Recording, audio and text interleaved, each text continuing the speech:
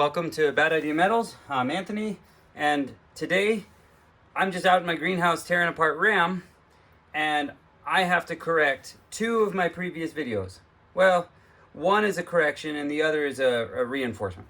So, if you remember a few years back, I was showing how to melt the solder off of these chips, and you could easily get the chips off with no mechanical force whatsoever. Here's a correction. Last year, I tried a mechanical process that I'd seen others doing successfully, and so I wanted to try it on a few things on a circuit board, and it turns out it works out really well. So today it's going to be a short video. I want to show you my new way of getting RAM processed. It's fast, and it's for the most part pretty clean. My concerns about the mechanical process of scraping these off was that these would shatter, they would go everywhere. Okay, so yes, they do break sometimes, but very rarely. And yes, they do go flying, but as long as I stop and find all the pieces that went flying, I don't lose anything. So here, I'm not going to speed this video up. I'm going to try to do it with no edits whatsoever. I'm going to show you how fast it will be to process some RAM.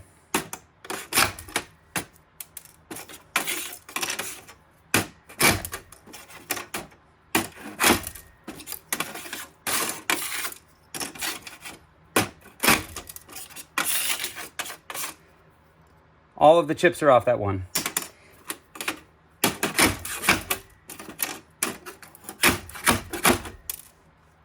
Two went flying, found both of them.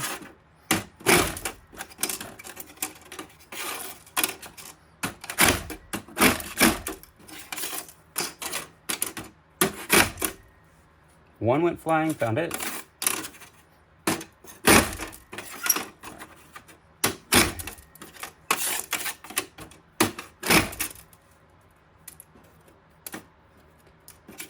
So just like that, I have the chips off of 3 sticks. Now, I don't know how well this will work with DDR1 and older. They have all those legs. The screwdriver approach of pushing on the legs and severing one side, that might actually be the fastest. But this way works really well for DDR2, DDR3, and so on. It even works on video cards. That's great. And you end up with all those chips. So, that's how fast that is. Now, if you remember, a few months back, I showed you a trick I have with a paper cutter. Let's put this off somewhere to the side where I won't knock it over. All right. Trying to do this with no edits means you have to wait for me to transition my camera angles and stuff. I apologize. But, so we've got ourselves our paper cutter. And here's a few that I'd already done. And here's the 3 that I just did. If I carefully put them in and cut down. Now, in previous videos, I talked about getting the fingers off first and the chips off second. With this paper cutter, if the chips were still on here, this would wobble quite a bit, and it's hard to get a good cut. So taking the chips off first mechanically works for me, because then I end up with really nice close cut fingers.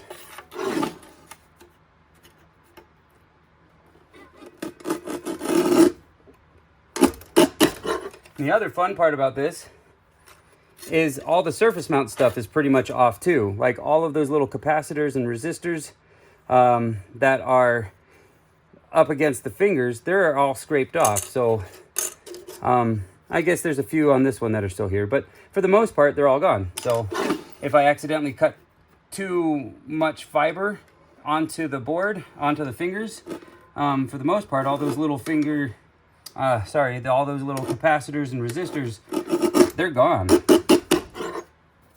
So I don't have to worry about adding them into my collection. But just like that, I've done 3. How long has the video been going? 4 minutes and 55 seconds.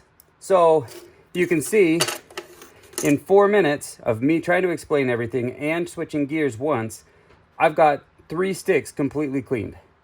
Now, yes, that means it's taking time, but when I'm in full swing, this goes pretty fast. Plus, I wouldn't switch gears. I would just shave and shear all of the chips off that I can, and then move them all over and do all the fingers all at once. Then I don't have the downtime of going back and forth. But, I mean, I've been doing this for a little while today, and that's a pretty good yield. When I had to put these into a toaster oven or some way to reflow the solder, it was a 10-minute process just to get the chips off. Yes, I could do multiple at a time, but I was breathing in the fumes of the melting solder, as well as I was breathing in the fumes of the overheated boards. The mechanical process does have its disadvantages. 1, I get tired. 2, I could lose chips. 3, they could break. But I haven't broken very many. This is actually a really good system. So I just wanted to correct a video that I'd made years ago that my best way was the toaster oven. That's not true anymore. My best way is this. Anyway, that's it. Short video for today. Wanted to share that. Thanks for watching. If you haven't already, like, subscribe, give comments. I do read every comment given. That has been true to date. So if I don't respond, it's either the answers are self-explanatory or somebody's already answered it in the comment board. But I do appreciate the comments. Thank you very much for those that do comment. So please do that. Anyway, I'm working on a fun video. I've got 2 kilograms of fingers in acid right now. That's going to take a week or 2 before I can get that published. So just know it's coming. But 2 kilograms of fingers, I'm excited to see what that's going to yield. So tune in a few weeks when that goes out.